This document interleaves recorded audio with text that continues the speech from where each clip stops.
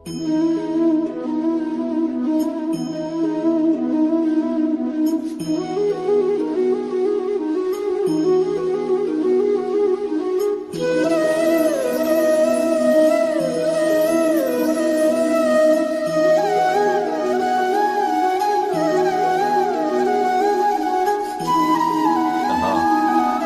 ಅರ್ಕ ಅಂತಂದ್ರೆ ಭಾಗವತ ಪುರಾಣವನ್ನ ಧರ್ಮವು ಭಗವಂತನ ಸನ್ನಿಧಾನದ ಜೊತೆಗೆ ಆಶ್ರಯಿಸಿತು ಅಂತ ಅಲ್ಲಿ ಉತ್ತರ ಬಂತು.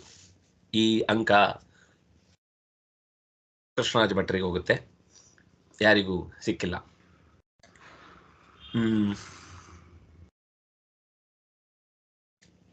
ಭಾಗವತ ಪುರಾಣದಲ್ಲಿ ಒಟ್ಟು ಎಷ್ಟು ಶ್ಲೋಕಗಳಿವೆ?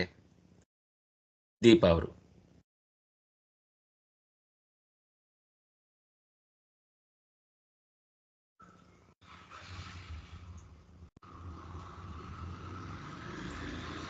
ಯಾರಾದ್ರೂ ಹೇಳಿ. 18,000. ಎಷ್ಟು? 18,000. 18,000. ಸುಧಾ ಅವರು ಕೂಡ 18,000 ಅಂತ ಹೇಳಿದ್ದಾರೆ. ಗುರುರಾಜ್ ಅವರು ಕೂಡ 18,000 ಅಂತ ಹೇಳಿದ್ದಾರೆ. ಇಬ್ಬರಿಗೂ 5 ಅಂಕಗಳನ್ನು ಹಂಚಲಾಗಿದೆ.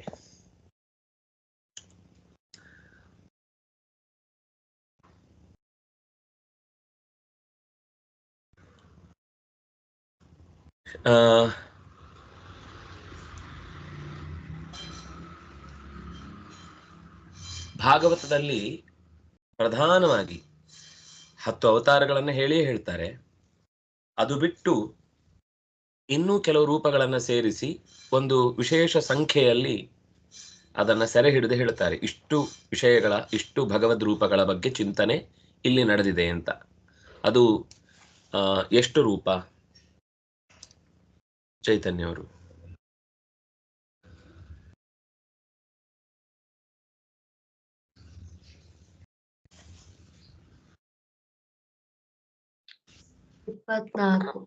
ಗಾಯತ್ರಿಯನ್ನು ರೆಪ್ರೆಸೆಂಟ್ ಮಾಡೋ 24 ಅಂತ. ಸಮೀಚೀನ. 10 ಅಂಕಗಳು. ಗಾಯತ್ರಿ ಭಾಷ್ಯ ರೂಪೋತ್ಸವು ಅಂತ ಭಾಗವತಕ್ಕೆ ಒಂದು ವಿಶೇಷವಾದ ಗುಣವನ್ನ ಗರುಡ ಪುರಾಣ ಹೇಳಿದೆ. ಆದ್ರಿಂದ 24 ರೂಪಗಳನ್ನ ಜಗೃಹೇ ಪೌರುಷಂ ರೂಪಂ ಅಂತ ಮೊದಲಿನ ಪೌರುಷ ರೂಪವನ್ನ ಹೇಳಿ, ಕೊನೆಗೆ ಕಲ್ಕಿ ಅವತಾರದ ತನಕದ ಅನೇಕ ಕಥೆಗಳನ್ನ ಅದು ನಿರೂಪಣೆ ಮಾಡಿದೆ. ಹಾಗಾಗಿ ಅದು 24 ರೂಪ. ಹಾಗೆ ಮತ್ತೆ ಉಳಿದಂತೆ ಹಂಸ ಮತ್ತು ಇನ್ನು ಕೆಲವು ರೂಪಗಳ ಬಗ್ಗೆ ಹೇಳಿದ್ದಿದೆ. ಅದರ ಪ್ರಧಾನವಾಗಿ ನಿರೂಪಣೆ ಆದದ್ದು 24 ವಿಶೇಷ ರೂಪಗಳ ಬಗ್ಗೆ. ಆದ್ರಿಂದಾಗಿ ಅದನ್ನ ಗಾಯತ್ರಿಯ ವಿಶೇಷ ಅರ್ಥ ಅಂತನೂ ಚಿಂತಿಸ್ಲಿಕ್ಕಿದೆ.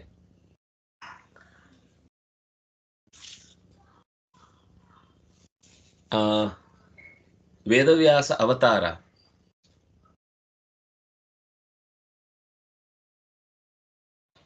ಯಾವ ಯುಗದಲ್ಲಿ ಆಯಿತು? ವೇದವ್ಯಾಸ ಅವತಾರ ಯಾವ ಯುಗದಲ್ಲಿ ಆಯಿತು? ಯಾರು ಹೇಳ್ತಾರೆ?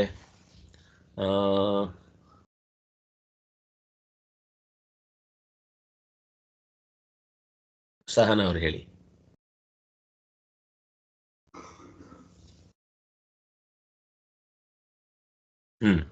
ದ್ವಾಪರ ಯುಗ ಸರಿಯಾದ ಉತ್ತರ.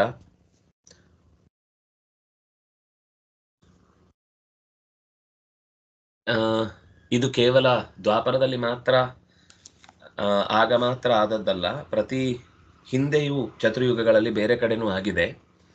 ತೃತೀಯೇ, ಸಪ್ತಮೇ, ಷೋಡಶಕೆ, ಚತುರ್ವಿಂಶತಿಕೆ, ಅಷ್ಟಾವಿಂಶತಿಕೆ, ಹೀಗೆ ಹಿಂದೆಯೂ ಈ ಅವತಾರಗಳು ಆಗಿದೆ ಅನ್ನೋದನ್ನ ಆಚಾರ್ಯರು ನಿರೂಪಣೆ ಮಾಡಿದ್ದಾರೆ. ಅದೊಂದು ಪೀಠ. ವೇದವ್ಯಾಸ ಅನ್ನೋದು ಒಬ್ರು ಗೈಡ್ ಇದ್ದ ಹಾಗೆ. ಕೆಲವೊಂದು ಸರ್ತಿ ಅವರೇ ಥೀಸಿಸ್ ಬರೆದು ಕೊಟ್ಬಿಡ್ತಾರೆ, ಕೆಲವೊಂದು ಸರ್ತಿ ಶಿಷ್ಯರ ಹತ್ರ ಥೀಸಿಸ್ ಬರೆಸ್ತಾರೆ. ಇದು ಭಾಗವತದ ಬಗ್ಗೆ ವಿಶೇಷವಾಗಿ ಅವರು ಕಾಳಜಿ ವಹಿಸಿ ಹೇಳಿದ್ದು ನಮಗೆ ಈ ದ್ವಾಪರದ ಕೊನೆಯಲ್ಲಿ.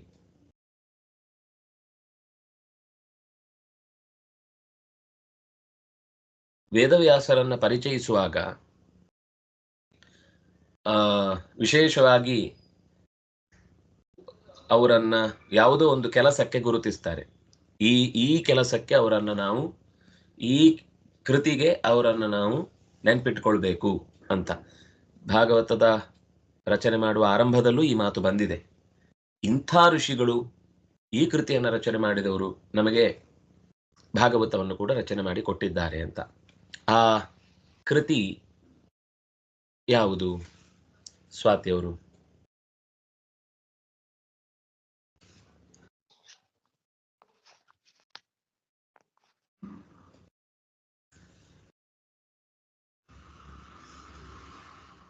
ಬೇರೆ ಯಾರಾದ್ರೂ ಹೇಳ್ಬೋದು, ಗೊತ್ತಾಗ್ಲಿಲ್ಲ ಅಂದ್ರೆ. ಮಹಾಭಾರತ. ಯಾರು ಹೇಳಿದ್ದು? ವಾಣಿಶ್ರೀ. ಮಹಾಭಾರತ ಸಮೀಚೀನಂ, 10 ಅಂಕಗಳು.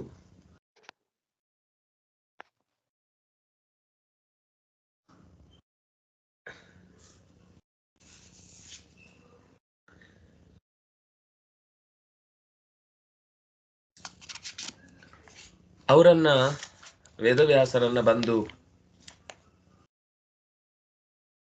ಪ್ರಶ್ನೆ ಕೇಳ್ತಾರೆ ಒಬ್ರು. ಯಾರವರು? ಭಾಗವತ ಮಾಡಿಕೊಡಿ. ನಾರದರು. ಯಾರು ಹೇಳಿದ್ದು?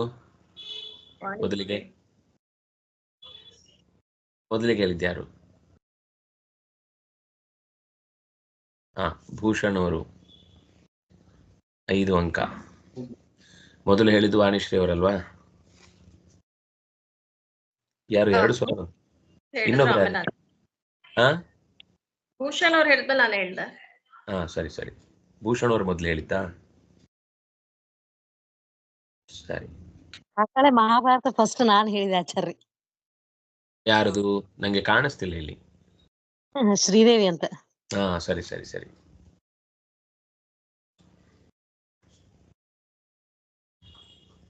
ಸರಿ, 10 ಅಂಕಗಳು.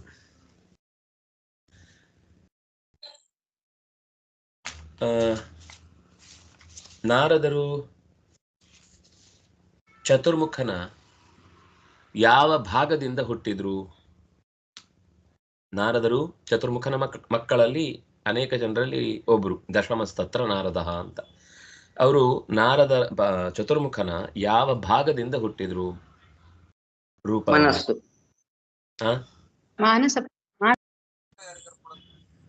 ಮಾನಸ ಪುತ್ರ. ಹೌದು, ಅದ್ ನಾನೇ ಹೇಳಿದೆ.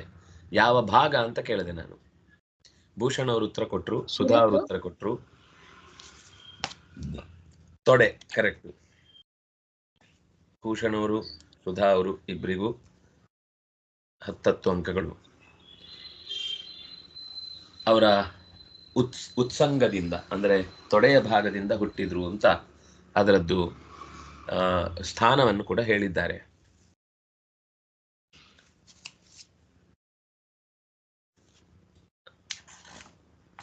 ತಾಯಿಯನ್ನ ಚತೂ ತಪ್ಪದೆ ಚೆನ್ನಾಗಿ ಅನುಸರಿಸಿ ನಡ್ಕೊಂಡ ಭಗವದ್ ರೂಪ ಯಾವುದು? ತಾಯಿಯ ಮಾತನ್ನ ಸುಮಾರು 8-10 ವರ್ಷದ ತನಕವೂ ಕೂಡ ನಡೆಸ್ಕೊಂಡು, ಹಾಗೆಯೇ 8-10 ವರ್ಷದ ತನಕವೂ ಕೂಡ ತಾಯಿ ಹೇಳಿದ ಯಾವುದೋ ಒಂದು ಕೆಲಸವನ್ನ ಮಾಡಿ, ಕೊನೆಗೆ ತಾಯಿ ಹೇಳಿದ್ಮೇಲೆ, ನೀನ್ ಹೇಳಿದ್ದಕ್ಕೆ ನಾನು ಇಷ್ಟು ದಿವಸ ಸುಮ್ಮನಿದ್ದೆ ಅಂತ ಹೇಳಿದ ಭಗವದ್ ರೂಪ. ಗುರುರಾಜ ಉತ್ತರ ಕೊಟ್ಟಿದ್ದಾನೆ. ಇನ್ನು ಉಳಿದವರಿಗೆ ಗೊತ್ತಾಗ್ಲಿಕ್ಕೆ ಒಂದ್ಸರ್ತಿ ನೆನಪು ಮಾಡ್ತೇನೆ. ಇತರೆಯ ಮಗ ತಾಯಿ ಚಿಕ್ಕಂದಿನಲ್ಲಿ ಮಗುವಿಗೆ ಜೋರಾಗಿ, ಮಹಿದಾಸ ಕರೆಕ್ಟ್, ಜೋರಾಗಿ ಅಳ್ತಾ ಇರ್ಬೇಕಾದ್ರೆ ಬಾಯಿ ಮುಚ್ಚಿ ಕುತ್ಕೊಳ್ಳಿಕ್ಕಾಗಲ್ಲ, ನೀನು ಎಷ್ಟು ರಗಳೆ ಮಾಡ್ತಿ ಅಂತ ಜೋರ್ ಮಾಡಿದ್ಲು. ಆ ಮಗು ಅಮ್ಮನ ಮಾತನ್ನ ಕೇಳಿಸಿಕೊಂಡು ಅವತ್ತಿಂದ ಮಾತೇ ಆಡ್ಲಿಲ್ಲ. ಉಳಿದ ಮಕ್ಕಳಿಗೆಲ್ಲ ಉಪನಯನ ಆದ್ರೂ ಇವನು ಮಾತಿಲ್ಲ.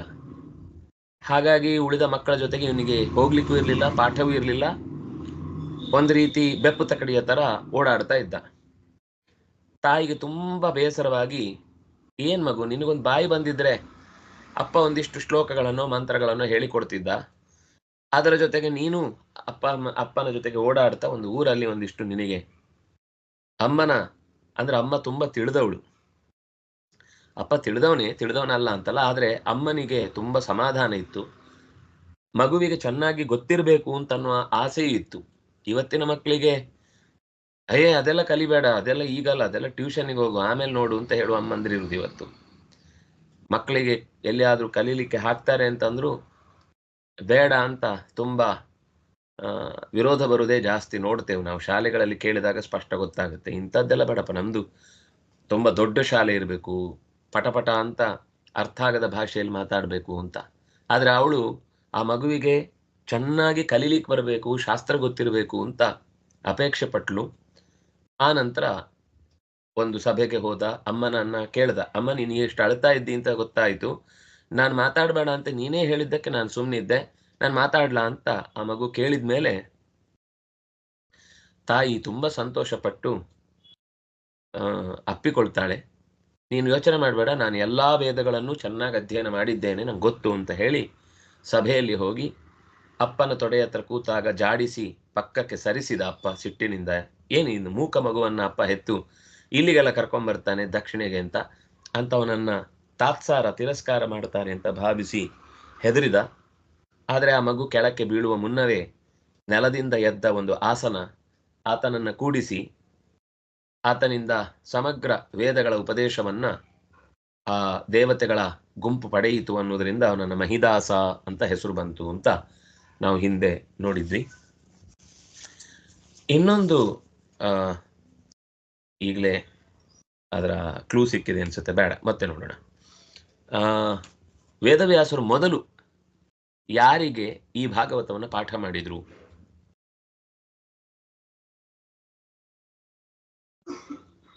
ಚಂಪಕ್ ಅವರು.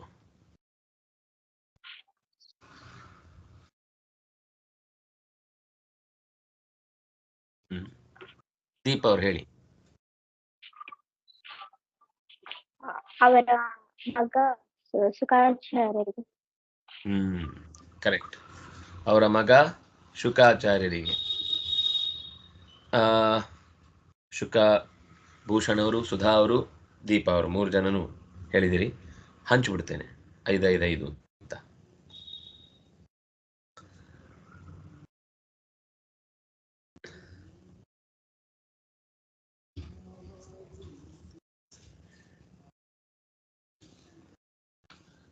ವ್ಯಾಸರು ಭಾಗವತದ ಗ್ರಂಥವನ್ನ ರಚನೆ ಮಾಡಿ ಪೀಠಿಕೆಯಾಗಿ ಎಲ್ಲಿಂದ ಕಥೆ ಶುರು ಮಾಡ್ತಾರೆ?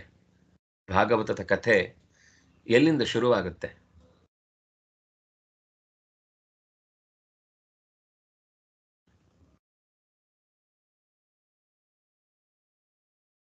ಪರೀಕ್ಷಿತ ರಾಜರಿಂದ. ಪರೀಕ್ಷಿತ ರಾಜನಿಂದ ಅಂದ್ರೆ ನಾನು ಕೇಳಿದ್ದು ಪರೀಕ್ಷಿತ ರಾಜನಿಂದ ಕಥೆ ಆಗ್ಬೇಕಾದ್ರೆ ಅವನಿಗಿಂತ ಮುಂಚೆಯೂ ಕಥೆ ಶುರುವಾಗಿದೆ ಇಲ್ಲಿ.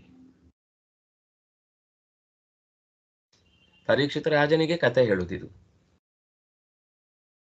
ಕಥೆ ಯಾವ ಘಟನೆಯಿಂದ ಶುರುವಾಗುತ್ತೆ? ಪ್ರತಿ ಸಲ ರಿಪೀಟ್ ಆಗ್ತದಲ್ರಿ ಆಚಾರ್ಯ? ಏನು? ಇದು ಮಹಾಭಾರತ, ರಾಮಾಯಣ ಅದೆಲ್ಲ ರೀ. ನಾನು ಕೇಳಿದ್ದೇನು ಅಂದ್ರೆ ಭಾಗವತದ ಕಥೆಗೆ ಎಂಟ್ರಿ ಆಗುವಾಗ ಯಾವ ಕಥೆಯಿಂದ ಶುರುವಾಗುತ್ತೆ ಅಂತ, ಯಾವ ಭಾಗದಿಂದ ಶುರುವಾಗುತ್ತೆ ಅಂತ ಒಂದು ಪ್ರಸಂಗ ಇದೆ ಅಲ್ಲಿ. ನವನಿಧಿ ಅವರು.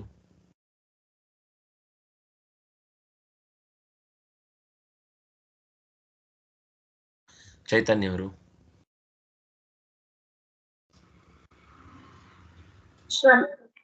ಶ್ರಮಿಕ ಮಹರ್ಷಿಗಳಿಂದ ಶುರು. ಅಂದ್ರೆ ಕಥೆಗೆ ಕಾರಣವಾದ ಘಟನೆ ಅದು. ಶುರುವಾಗಿದ್ದು ಭಾಗವತದ ಕಥೆ ಅದಕ್ಕಿಂತಲೂ ಮುಂಚೆ.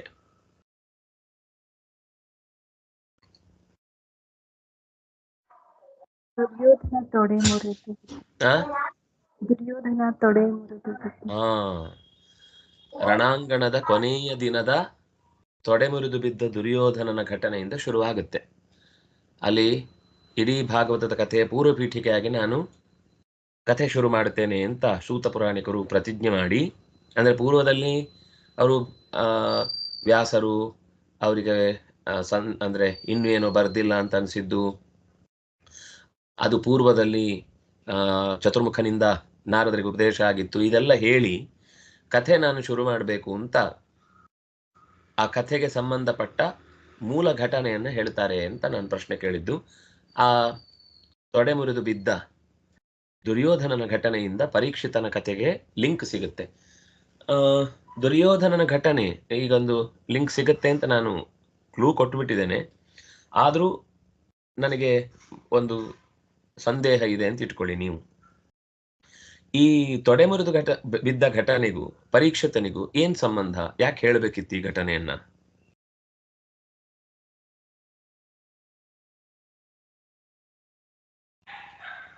ಯಾರಾದ್ರೂ ಹೇಳಿ, ತೊಂದರೆ ಇಲ್ಲ.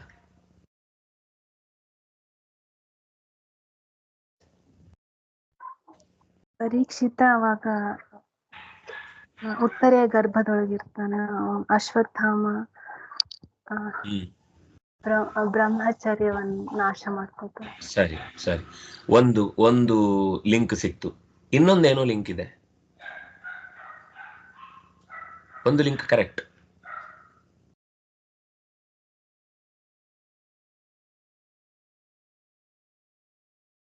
ಪರೀಕ್ಷಿತ್ ರಾಜ ಉತ್ತರೆಯ ಗರ್ಭದಲ್ಲಿದ್ದ, ಅವನು ನಿಷ್ಪಾಂಡವರನ್ನಾಗಿ ಮಾಡು ಅಂತ ಹೇಳಿದ್ದಕ್ಕೆ ಅಶ್ವತ್ಥಾಮ ಬ್ರಹ್ಮಾಸ್ತ್ರವನ್ನ ತೆಗೆದು ಉತ್ತರೆಯ ಗರ್ಭಕ್ಕೆ ಬಿಟ್ಟ. ಅದು ಪರೀಕ್ಷಿತ್ ರಾಜನೇ ಅಲ್ಲಿ ಇದ್ದದ್ದಾದ್ರಿಂದ ಈ ಕಥೆಯ ಪ್ರಧಾನ ಕೇಳುಗನಾಗಿ ಅವನ ಕಥೆಯ ಮೂಲವನ್ನು ಹೇಳಲಿಕ್ಕೆ ಅದು ಶುರುವಾಯಿತು. ಸರಿ, ಇನ್ನೊಂದು ಅಂಶ ಇದೆ. ಅಲ್ಲಿಂದ ಕಲಿಯುಗ ಪ್ರಾರಂಭ ಆಯಿತು. ಸರಿ, ಆದರೆ ಪರೀಕ್ಷಿತನಿಗೂ ಈ ಅಶ್ವತ್ಥಾಮನ ಕಥೆ ಹೇಳುವುದಕ್ಕೂ ಏನ್ ಸಂಬಂಧ ಅಂತ ಇನ್ನೊಂದು ಲಿಂಕ್.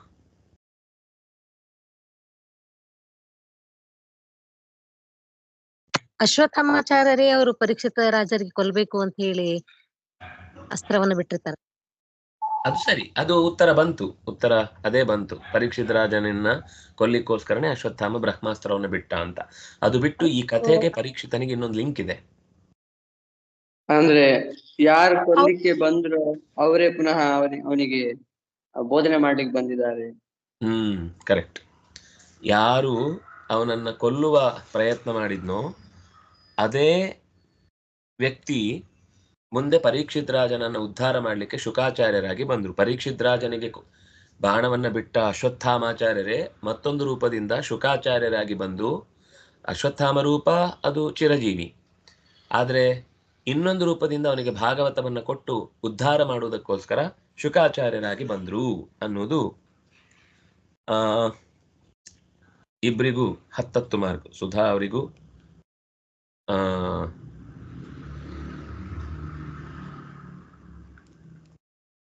ಗುರುರಾಜನಿಗೂ. ಮುಂದೆ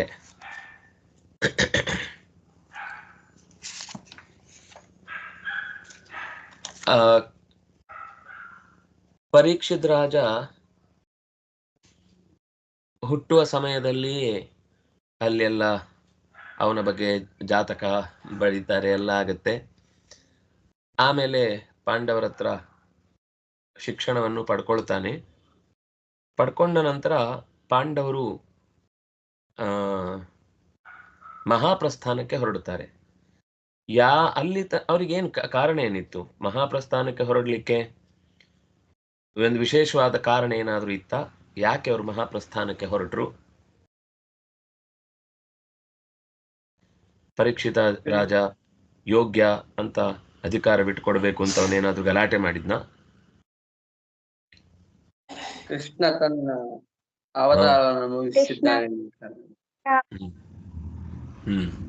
ಕೃಷ್ಣ ಅವತಾರ ಸಮಾಪ್ತಿ ಮಾಡ್ತಾನೆ ಅಂತ ಅಂದ್ರೆ ಇವ್ರಿಗೆ ಗೊತ್ತಾದದ್ದು ಮಾಡಿದ ಮೇಲೇನೆ ಸೂಚ್ಯವಾಗಿ ಸಿಕ್ಕಿತ್ತು ಹಿಂದೆ ಸುದ್ದಿ, ಆದರೆ ಈಗ ಸ್ಪಷ್ಟವಾಗಿ ಸೂಚನೆ ಆಯಿತು ಅನ್ನುವ ಕಾರಣಕ್ಕಾಗಿ ಅವನು ಪಾಂಡವರು ಮಹಾಪ್ರಸ್ಥಾನಕ್ಕೆ ಹೊರಟರು. ಆ ಸುದ್ದಿಯನ್ನು ತಂದವರು ಯಾರು? ಕೃಷ್ಣ ಅಂದ್ರೆ ಪ್ರಾಣ ಅವಸಾನ ಮಾಡಿದ್ದಾನೆ ಅಥವಾ ಅವತಾರ ಮುಗಿಸಿದ್ದಾನೆ ಅಂತ ಯಾರು ಹೇಳಿದ್ರು? ಅರ್ಜುನ. ಅರ್ಜುನ. ಅರ್ಜುನ. ಕರೆಕ್ಟ್. ಅರ್ಜುನ. ರೂಪಾ ಅವ್ರು ಹೇಳಿದ್ರು. ಇನ್ಯಾರು ಹೇಳಿದ್ದು? ನಾನು ಶ್ರೀದೇವಿ ಹೇಳಿದ್ರಿ. ಹಾ, ಸರಿ, ಆಯ್ತು. ಆಮೇಲೆ ಇನ್ಯಾರೋ ಒಬ್ರು ಹೇಳಿದ್ರು. ಗುರುರಾಜ್ ಹೇಳಿದ. ಗುರುರಾಜ. ಸರಿ ಸರಿ ಸರಿ.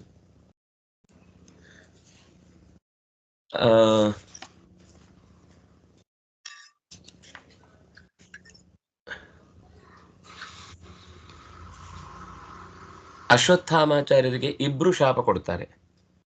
ಯಾರೆಲ್ಲ? ಕೃಷ್ಣ ಮತ್ತು ವೇದವ್ಯಾಸ.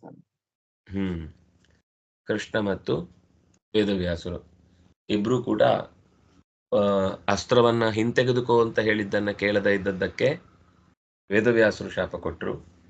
ಅಸ್ತ್ರವನ್ನ ಉತ್ತರೆಯ ಗರ್ಭಕ್ಕೆ ಬಿಡಬೇಡ ಅಂತ ಹೇಳಿದ ಮೇಲೂ ಅಸ್ತ್ರವನ್ನ ಬಿಟ್ಟಿದ್ದಕ್ಕಾಗಿ ಕೃಷ್ಣ ಶಪಿಸಿದ. ಹೀಗೆ ಅಶ್ವತ್ಥಾಮಾಚಾರ್ಯರು ದುರ್ಯೋಧನನ ಪರವಾಗಿ ಕಾರ್ಯ ಮಾಡಿದ್ದರ ಫಲವಾಗಿ 1000 ವರ್ಷಗಳ ಕಾಲ ಮೈಯೆಲ್ಲ ಕೀವು ಮಾಂಸದಿಂದ ತುಂಬಿದವರಾಗಿ ಅವಧೂತ ಚರ್ಯೆಯಿಂದ ಅವರಿರುವ ಜಾಗಕ್ಕೆ ಯಾರೂ ಹತ್ತಿರ ಬಾರದಂತೆ ಇರುವ ಒಂದು ವಾತಾವರಣ ಆಗಲಿ ಅಂತ ಶಪಿಸಿ ಅವರನ್ನು ಕಳಿಸಿದರು.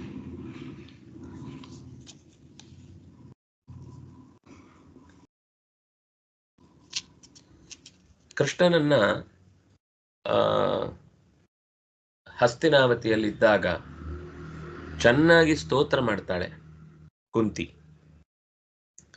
ಸ್ತೋತ್ರ ಮಾಡುವಾಗ ಒಂದು ವಿಚಿತ್ರವಾದ ಪ್ರಾರ್ಥನೆ ಮಾಡ್ತಾರೆ, ಬಹುಶಃ ಯಾರೂ ಮಾಡದೇ ಇರುವ ಪ್ರಾರ್ಥನೆ. ಶ್ಲೋಕ ಗೊತ್ತಿದ್ರು ಸರಿ, ಇಲ್ಲಾಂದ್ರೂ ಶ್ಲೋಕದ ತಾತ್ಪರ್ಯ ಏನ್ ಪ್ರಾರ್ಥನೆ ಮಾಡಿದ್ಲು ಕೃಷ್ಣನ ಹತ್ರ? ಕಷ್ಟಗಳು ಬರೆಸ್ತಾನೆ ಅಂತ ಹೇಳಿ. ಅಸ್ತ್ರಗಳ ಸ್ನೇಹಪಾಶ. ಕಷ್ಟ ನಿರಂತರ ಇರ್ಲಿ, ಅವಾಗ ನಿನ್ನ ಸ್ಮರಣೆ ಇರುತ್ತೆ ಅಂತ. ಕರೆಕ್ಟ್. ಎರಡೂ ಉತ್ತರ ಕರೆಕ್ಟು. ಒಂದು ನಿರಂತರ ಕಷ್ಟ ಬರಲಿ, ನಿನ್ನ ನೆನಪಾಗ್ಲಿ ಅಂತ ಒಂದು ಪ್ರಾರ್ಥನೆ.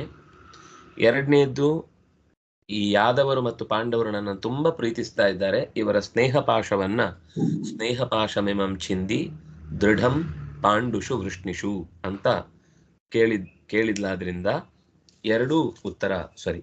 ಎರಡು ಒಳ್ಳೆಯ ಪ್ರಾರ್ಥನೆಯನ್ನ ಅವಳು ಮಾಡಿದ್ದಾಳೆ ಅಂತ ನನಗೆ ಗೊತ್ತಾಗತ್ತೆ.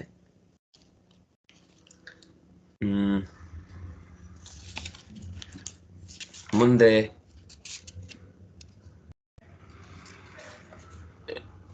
ಭೀಷ್ಮರು ಉಪದೇಶ ಮಾಡುತ್ತಾರೆ, ಅನೇಕ ಉಪದೇಶಗಳನ್ನ ಪಾಂಡವರಿಗೆ ಮಾಡ್ತಾರೆ. ಪಾಂಡವರಿಗೆ ಮಾಡಿದಾಗ ಕೊನೆಗೆ ಅವರು ಕೃಷ್ಣನನ್ನ ಕಂಡದ್ದು ಹೇಗೆ, ಯಾವ ರೀತಿ ಕಂಡ್ರು? ಪ್ರಾಣ ಉತ್ಕ್ರಮಣ ಆಗುವಾಗ ಅಸ್ತ್ರವನ್ನು ಹಿಡಿದಂತಹ ಕೃಷ್ಣ, ಅಸ್ತ್ರ ಹಿಡಿದು ಬಂದಂಗೆ ರಕ್ತಸಿಕ್ತವಾದಂತ ಕೃಷ್ಣ. ಕರೆಕ್ಟ್. ಶಸ್ತ್ರ ಹಿಡಿದ ಕೃಷ್ಣ ಹೌದು, ಆದ್ರೆ ಶಸ್ತ್ರ ಹಿಡಿದ ಕೃಷ್ಣ ಅನ್ನೋದಕ್ಕಿಂತ ಹೆಚ್ಚಾಗಿ ಕೃಷ್ಣನ ಕವಚ ಸೀಳಿ ಹೋಗಿದೆ, ನೆತ್ತರು ಒಸರ್ತಾ ಇದೆ ಅನ್ನುವ ಸ್ಥಿತಿಯಲ್ಲಿರುವ ಕೃಷ್ಣನನ್ನ ಅವರು ಕಂಡ್ರು. ಆದ್ರಿಂದ ಅವರು ಬಿಡುಗಡೆಯ ದಾರಿಗಿಂತ ಹೆಚ್ಚು ಮರಳಿ ಮೂಲ ರೂಪಕ್ಕೆ ಸೇರುವ ಅನಿವಾರ್ಯತೆ ಬಂತು. ಅಂದ್ರೆ ಅವರು ಮತ್ತೆ ಸಾಧನೆ ಮಾಡ್ತಾರೆ, ಅದೇನು ದೊಡ್ಡ ಅನರ್ಥ ಏನಲ್ಲ. ಆದರೆ ಆ ಸಾಧನೆಯ ವಿಷಯದಲ್ಲಿ ಅವರಿಗೆ ಇನ್ನೂ ಪೂರ್ಣ ಪಕ್ವತೆ ಬರಲಿಲ್ಲ ಅನ್ನುವ ಕಾರಣಕ್ಕೆ ದ್ಯು ನಾಮಕ ವಸುವಾಗಿ ಅವರು ವಾಪಸ್ಸು ಅಷ್ಟವಸುಗಳಲ್ಲಿ ಒಬ್ಬರಾಗಿ ಮೂಲ ರೂಪವನ್ನು ಸೇರ್ಕೊಳ್ತಾರೆ ಅಂತ ಅವರ ಕೊನೆಯ ಗತಿಯ ಕಥೆಯನ್ನ ಹೇಳ್ತಾರೆ. ಧೃತರಾಷ್ಟ್ರನಿಗೆ ನೀನು ಕಾಡಿಗೆ ಹೋಗು ಅಂತ ನೇರವಾಗಿ ಪ್ರಚೋದನೆ ಮಾಡಿದವನು ಯಾರು? ವಿದುರ. ನೇರವಾಗಿ ಪ್ರಚೋದನೆ ಮಾಡಿದವನು ವಿದುರ. ಭೀಮ ಇಂಡೈರೆಕ್ಟ್ ಆಗಿ ಪ್ರಚೋದನೆ ಮಾಡ್ತಾನೆ, ಡೈರೆಕ್ಟ್ ಆಗಿ ಕಾಡಿಗೆ ಹೋಗು ಅಂತ ಹೇಳಲ್ಲ ಅವನು. ದೀಪ್ ಅವರು ಹೇಳಿದ್ದು ಸರಿಯಾದ ಉತ್ತರ. ಭೀಮ ಪ್ರಚೋದನೆ ಮಾಡಿದ್ದು ಕರೆಕ್ಟ್, ಅದು ಉತ್ತರ ಸರಿನೇ. ಆದ್ರೆ ನಾನು ನೇರವಾಗಿ ಅಂತ ಕೇಳಿದ್ದು ಯಾಕೆ ಅಂದ್ರೆ, ಭೀಮಸೇನ ಅನ್ನವನ್ನಿಕ್ಕುವಾಗ ಇದೇ ತೋಳಿನಿಂದ ನಿನ್ನ ಮಕ್ಕಳ ತಲೆಯನ್ನ ತೆಗೆದವನು, ನಿನಗೆ ಊಟ ಬಡಿಸ್ತಾ ಇದ್ದೇನೆ ಅಂತ ಹೇಳಿ ಹೇಳಿ ಅವನಿಗೊಂದು ವೈರಾಗ್ಯ ಬರೆಸುವ ಪ್ರಯತ್ನ ಮಾಡ್ತಾನೆ. ಆದರೆ ಅವನಿಗೆ ಅರ್ಥ ಆಗಿರುವುದಿಲ್ಲ. ಅದನ್ನ ದೂರ್ತಾನೆ ವಿದುರನ ಹತ್ರ ಬಂದು, ಹೀಗೆ ನನ್ನನ್ನ ಭೀಮ ತುಂಬಾ ಗೋಳೈಕುತ್ತಾ ಇದ್ದಾನೆ ಅಂತ. ನಿನಗೆ ಅವನೇನು ಹೇಳ್ತಿದ್ದಾನೆ ಅಂತ ಅರ್ಥ ಆಗ್ತಾ ಇಲ್ವಾ? ನಿನಗೆ ನೇರವಾಗಿ ಹೊರಟೋಗು ಅಂತ ಹೇಳಬಾರ್ದು, ನಿನಗೊಂಚೂರು ವೈರಾಗ್ಯ ಬಂದು ದಿನ ಮೆನು ಕಾರ್ಡ್ ಬಿಡುದನ್ನು ಬಿಡು ಅಂತ ಅನ್ನೋದಕ್ಕೋಸ್ಕರ ಅವನು ಹಾಗೆ ಹೇಳ್ತಾ ಇರೋದು ಅಂತ ನೇರವಾಗಿ ಬೈತಾನೆ. ಇಷ್ಟು ವರ್ಷ ಆಯಿತು, ಇಷ್ಟು ವಯಸ್ಸಾಯಿತು, ಇನ್ನೂ ಮಕ್ಕಳ ನೆನಪನ್ನಿಟ್ಕೊಂಡು ಇಲ್ಲಿ ಮಾಡಬೇಕಾದ ಏನೂ ಕೆಲಸ ಇಲ್ಲದೆ ಇದ್ರು ತಿನ್ನು ಉಣ್ಣು ಮಲಗು ಅನ್ನೋದಕ್ಕೋಸ್ಕರ ಇದೆಯಲ್ವಾ, ನಿನಗೆ ನಾಚಿಕೆ ಆಗಲ್ವಾ ಅಂತ ಬೈತಾನೆ. ಬೈದ್ಮೇಲೆ ಅವನು ಕಾಡಿಗೆ ಹೋಗ್ತಾನೆ.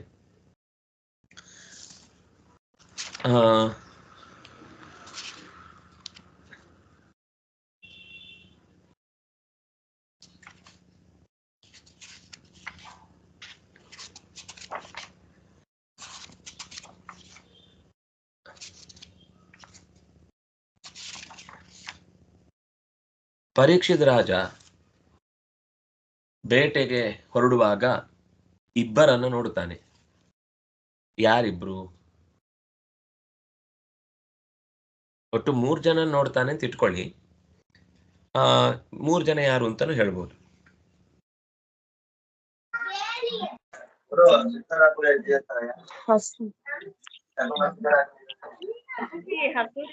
ಇರ್ತಾನೆ, ಅದನ್ನ ಅವನು ಹೊಡಿತಾ ಇರ್ತಾನೆ.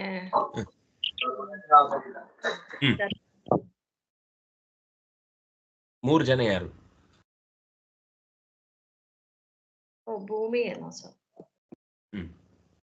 ಆಮೇಲೆ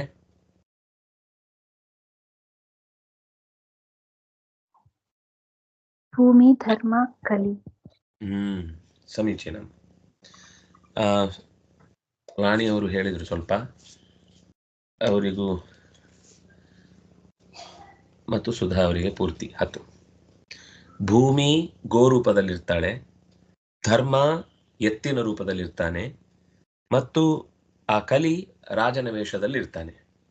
ಅವನು ರಾಜ ಅಲ್ಲ, ಅವನು ರಾಜನ ವೇಷದಲ್ಲಿ ಹಾಕೊಂಡು ಬರ್ತಾನೆ. ಅವನಿಗೂ ಸೆಟ್ಟೆ ಆಗ್ತಾ ಇರುವುದಿಲ್ಲ, ಒಳ್ಳೆ ನಾಟಕದಲ್ಲಿ ಸಿಕ್ಕಿಸ್ಕೊಂಡು ಬಂದವನ ಥರ ಇರ್ತಾನೆ, ಕಿತ್ಕೊಂಡ್ಬಿಡ್ತಾನೆ. ಆಮೇಲೆ ಅವನಿಗೊಂದು 5 ಜಾಗ ಕೊಡ್ತಾನೆ. ಅದು ಯಾವುದೆಲ್ಲ ಚಂಪಕ್ ಅವರು?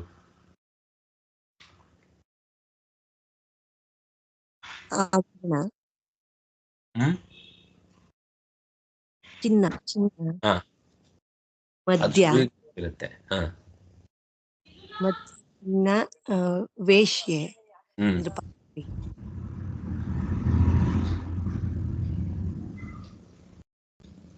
ಎಷ್ಟಾಯ್ತು? 3 ಜೂಜು, 4 ಆಯ್ತು.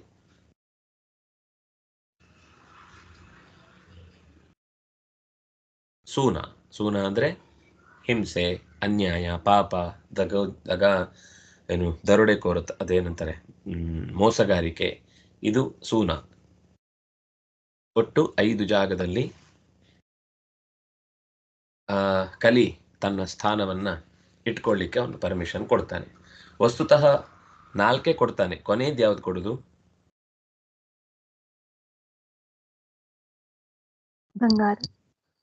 ಬಂಗಾರ. ಮೊದಲು ಮದ್ಯ, ಜೂಜು, ಮೈಯನ್ನು ಮಾರಿಕೊಳ್ಳುವಂತಹ ದುಷ್ಟ ಸ್ತ್ರೀಯರು, ಆಮೇಲೆ ಪಾತಕಗಳು ಅಥವಾ ಅನ್ಯಾಯ, ಹಿಂಸೆ, ಕತ್ತರಿಸಿ ಕೊಲ್ಲುವುದು ಇತ್ಯಾದಿ ಇಂತಹ ದುಷ್ಟ ಕಾರ್ಯಗಳು, ಹಿಂಸೆ ಅಂತ ಒಟ್ಟು ನೃಶಂಸ ಅಂತ ಅಲ್ಲಿ ಹೇಳ್ತಾರೆ. ಸೂನ ಅಥವಾ ನೃಶಂಸ. ಅದಾದ್ಮೇಲೆ ಅವನು ಕೊನೆಯದ್ದು ಒಂದು ಕೊಡುದು ಚಿನ್ನ. ಸರಿ, ಅವನು ಯಾರ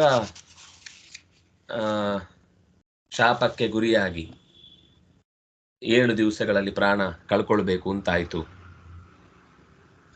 ಶೃಂಗಿ.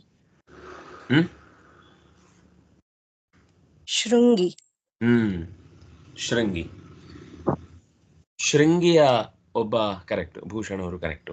ಶೃಂಗಿ ಒಬ್ಬ ಮಿತ್ರನ ಮಾತನ್ನು ಕೇಳಿಕೊಂಡು ಈ ಶಿಕ್ಷೆಗೆ ಅವನನ್ನು ಗುರಿಪಡಿಸ್ತಾನೆ. ಅವನ ಮಿತ್ರನ ಹೆಸರು ಗೊತ್ತಾ?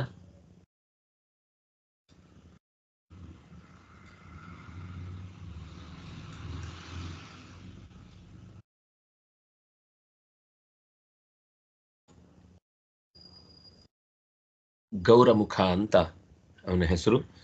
ಕೆಲವೊಂದು ಕಡೆ ಗೌರಾಂಗ ಅಂತ ಹೇಳ್ಬೋದು. ಗೌರಮುಖ ಅಂತ ಅವನು ರಾಜನ ಬಗ್ಗೆ ತೀವ್ರವಾದ ಆಕ್ಷೇಪ ವ್ಯಕ್ತಪಡಿಸಿ ಅನ್ಯಾಯ ಮಾಡ್ತಾ ಇದ್ದಾರೆ ಈ ರಾಜಕಾರಣಿಗಳು ಅಂತ ಬೈತಾನೆ. ಅದಕ್ಕೆ ಅವನು ಸಿಟ್ಟಿನಿಂದ ಶಪಿಸ್ತಾನೆ.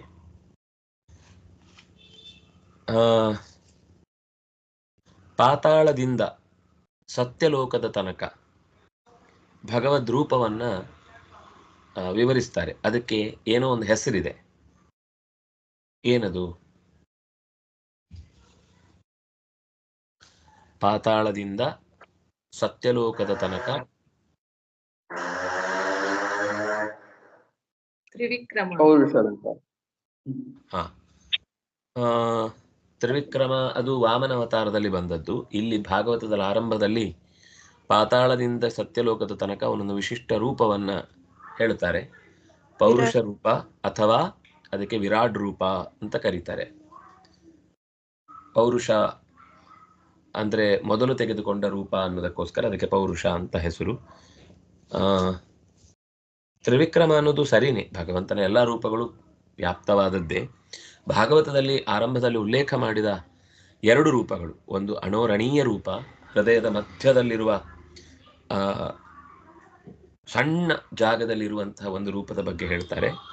ಆಮೇಲೆ ಸ್ಥೂಲವಾದ ಅಣೋರಣೀಯನೆನಿಸಿದ ಪೌರುಷ ರೂಪವನ್ನ ಪರಿಚಯಿಸ್ತಾರೆ.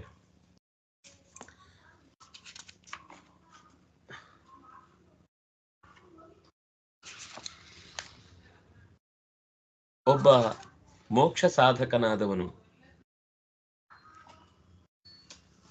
ಎಲ್ಲ ಬಯಕೆಗಳನ್ನು ಈಡೇರಿಸಬೇಕು ಅಂತ ಆದ್ರೆ, ಅಂದ್ರೆ ಸಕಾಮನಾಗಿಯೂ ಅಕಾಮನಾಗಿಯೂ ಯಾರನ್ನ ಉಪಾಸನೆ ಮಾಡಬೇಕು ಅಂತ ಹೇಳಿದ್ರು?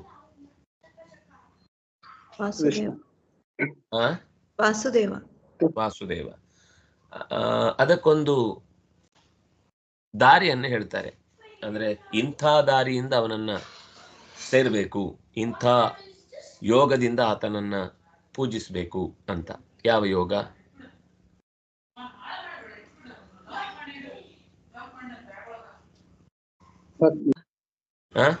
ಯೋಗ, ಭಕ್ತಿ. ಕರೆಕ್ಟ್. ತೀವ್ರೇಣ ಭಕ್ತಿ ಯೋಗೇನ ಯಜೇತ ಪರಮಂ ಪುರುಷಂ ಪುಮಾನ್ ಅಥವಾ ಯಜೇತ ಪುರುಷಂ ಪರಂ ಅಂತ ಅಲ್ಲಿ ನಿರೂಪಣೆ ಮಾಡಿದ್ದಾರೆ.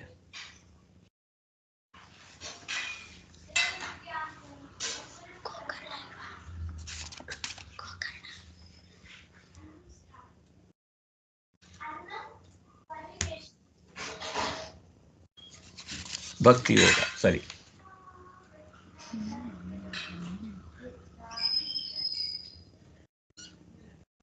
ನಾನು ಒಂದು ಶ್ಲೋಕ ಓದ್ತೇನೆ. ಆ ಶ್ಲೋಕದಲ್ಲಿ ಅದು ಏನು ಹೇಳಿದ್ದಾರೆ ಅಂತ ಹೇಳಿದ್ರೆ ಸಾಕು. ಅಂದ್ರೆ ಇದು ಸೃಷ್ಟಿಯ ಪ್ರಕರಣ ಹೇಳುವಾಗ ಬಂದ ಮಾತು.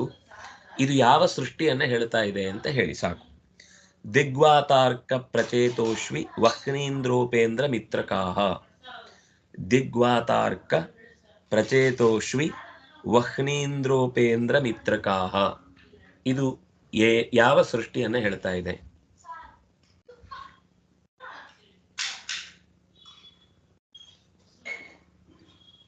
ಪಂಚಭೂತ ಅಲ್ಲ, ಅಲ್ಲ. ಪಂಚೇಂದ್ರಿಯ ಅಂತ ಹೇಳಿದ್ರ? ಅಲ್ಲ.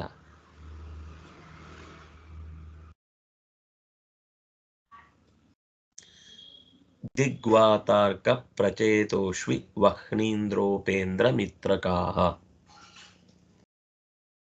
ನೀರು ಅಲ್ಲ, ಸ್ಥಾವರ ಅಲ್ಲ.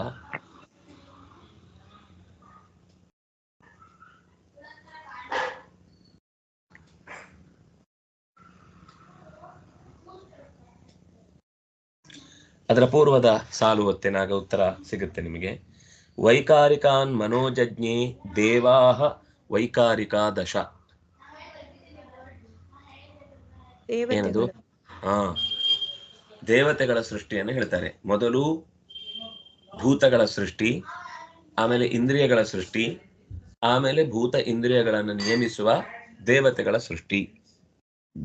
ಇದು ಸೃಷ್ಟಿಯ ಭಾಗದಲ್ಲಿ ಬಂದದ್ದು. ಅದು ಹೇಗೆ ಅಂತ ಅದಕ್ಕೆ ಯಾವ್ದ್ಯಾವ್ದಕ್ಕೆ ದೇವತೆಗಳು ಅನ್ನೋದಕ್ಕೆ ಅಲ್ಲಿ ಮುಂದೆ ಹೇಳ್ತಾರೆ. ಶ್ರೋತ್ರ ತ್ವಘ್ರಾಣ ದಿಗ್ಜಿಹ್ವಾ ವಾಗ್ದೋರ್ ಮೇಢ್ರೋಂಗ್ರಿ ಪಾಯವಃ. ಶ್ರೋತ್ರ ತ್ವಕ್ ಘ್ರಾಣ ದಿಕ್ ಜಿಹ್ವಾ ವಾಕ್ ದೋಹೋ ಮೇಢ್ರ ಅಂಘ್ರಿ ಪಾಯವಃ. ಇಷ್ಟು ಇಂದ್ರಿಯಗಳಿಗೆ ಸಂಬಂಧಪಟ್ಟಂತೆ. ಶ್ರೋತ್ರ ಅಂದ್ರೆ ಕಿವಿ, ತ್ವಕ್ ಅಂದ್ರೆ ಶ್ರೋತ್ರಕ್ಕೆ ದಿಗ್ದೇವತೆಗಳು ಅಂದ್ರೆ ಸೂರ್ಯ ಅಂದ್ರೆ ಮಿತ್ರ, ಇಂದ್ರ, ವರುಣ, ಯಮ ಮತ್ತು ಕುಬೇರ. ಇವರು ದಿಕ್ಕಿನ ದೇವತೆಗಳು. ತ್ವಕ್ ವಾತ ಅಂದ್ರೆ ಸ್ಪರ್ಶದ ದೇವತೆಯಾಗಿ ಪ್ರವಾಹ ವಾಯು. ಘ್ರಾಣ ಮೂಗಿಗೆ ಸಂಬಂಧಪಟ್ಟಂತೆ ಅಶ್ವಿ ದೇವತೆಗಳು.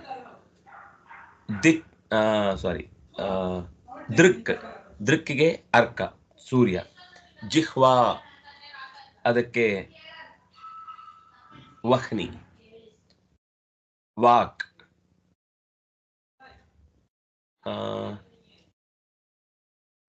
ಯಾವುದೋ ಒಂದನ್ನು ಆಚೆ ಈಚೆ ಮಾಡಿದ್ದಾರೆ ಇಲ್ಲಿ ಶ್ಲೋಕದಲ್ಲಿ. ವಾಕಿಗೆ ಅಗ್ನಿ ಆಗ್ತಾರೆ. ಜಿಹ್ವಾಗೆ ರಸದ ದೇವತೆ ಬುಧ ಆಗ್ತಾನೆ. ಪ್ರಚೇತಸ್ ಅಂತ ವರುಣ, ಪ್ರಚೇತಸ್ ಅಂದ್ರೆ ವರುಣ. ಪ್ರಚೇತ ಜಿಹ್ವೆಗೆ ಸಂಬಂಧಪಟ್ಟಂತೆ. ದೋಹೋ ತೋಳಿಗೆ ಸಂಬಂಧಪಟ್ಟದ್ದು ಇಂದ್ರ. ಮೇಢ್ರ ಅಂದ್ರೆ ಮೂತ್ರ ವಿಸರ್ಜನೆ ಮಾಡುವಂಥದ್ದಕ್ಕೆ ಉಪೇಂದ್ರ ಅಂದ್ರೆ ಜಯಂತ ಅಂತ. ಜಯಂತ ಉಪೇಂದ್ರ ಪಾದಕ್ಕೆ, ನಾನು ತಪ್ಪು ಹೇಳಿದೆ. ಇದಕ್ಕೆ ಮಿತ್ರ, ಪಾಯುವಿಗೆ ಮಿತ್ರ. ಕ ಅಂದ್ರೆ ಪ್ರಜಾಪತಿ. ಮಿತ್ರ ಕಾಹ ಅನ್ನುವಲ್ಲಿ ಕ ಅಂದ್ರೆ ಪ್ರಜಾಪತಿ. ಪ್ರಜಾಪತಿ ಮೇಢ್ರದ ದೇವತೆ, ಮೂತ್ರದ್ವಾರದ ಇಂದ್ರಿಯದ ಜನನೇಂದ್ರಿಯದ ದೇವತೆ. ಹೀಗೆ 10 ಇಂದ್ರಿಯಗಳಿಗೆ, ಕರ್ಮೇಂದ್ರಿಯ ಜ್ಞಾನೇಂದ್ರಿಯಗಳಿಗೆ ಸೇರಿ 10 ವಿಶಿಷ್ಟ ದೇವತೆಗಳ ಉಲ್ಲೇಖವನ್ನ ಇಲ್ಲಿ ಮಾಡಿದ್ರು. ಇಲ್ಲಿಗೆ ನಾವು 2ನೆಯ ಸ್ಕಂದದ ಸುಮಾರು ಭಾಗವನ್ನ ಮುಗಿಸಿದ್ವಿ. ಮತ್ತೆ ಇನ್ನೊಂದು ಸರ್ತಿ ಸಮಯ ಆದಾಗ ಮುಂದಿನ ಭಾಗದ ಒಂದು ಸರ್ತಿ ಪ್ರಶ್ನೋತ್ತರ ಮಾಡೋಣ ಅಂತ ಹೇಳ್ತಾ ಇವತ್ತಿನ ಈ ಚಿಂತನೆಯಲ್ಲಿ ಮುಗಿಸೋಣ. ಸುಮಾರು ಹೊತ್ತಾಯ್ತು. ಶ್ರೀಹರಿ ಪ್ರಿಯತಾ ಶ್ರೀಕೃಷ್ಣಾರ್ಪಿತಂ ಅಸ್ತು. ಯಾರಿಗಾದ್ರೂ ಏನಾದ್ರೂ ಇಲ್ಲಿವರೆಗೆ ಹೇಳಿದ್ರಲ್ಲಿ ಏನಾದ್ರೂ ಡೌಟ್ ಉಳಿತಾ, ಪ್ರಶ್ನೆ?